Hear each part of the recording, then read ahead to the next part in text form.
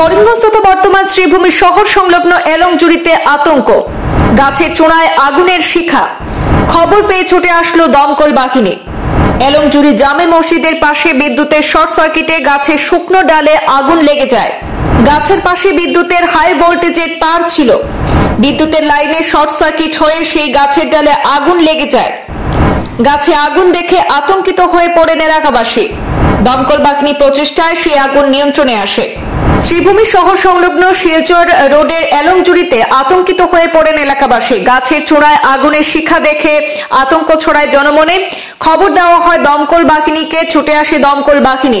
এলংজুড়ি জামে মসজিদের পাশে বিদ্যুতের শর্ট সার্কিটে গাছের একটি শুকনো ডালে আগুন ধরে যায়। গাছের ডালের পাশে সেখানে বিদ্যুতের হাই ভোল্টেজ যে তার ছিল, আর সেই লাইনে শর্ট সার্কিট হয়ে সেই গাছের একটি ডালে আগুন ধরে যায়। গাছে আগুন দেখে আতঙ্কিত হয়ে পড়েন এলাকাবাসী।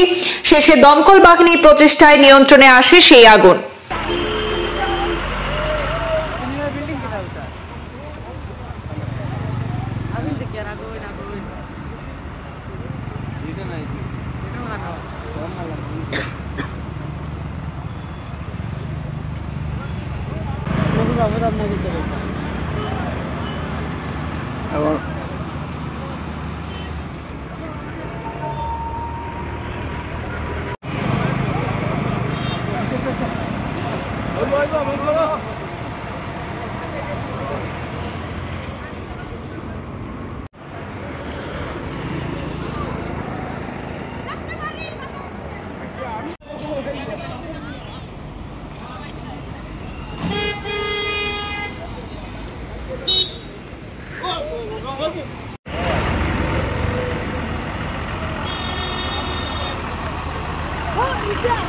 Oh,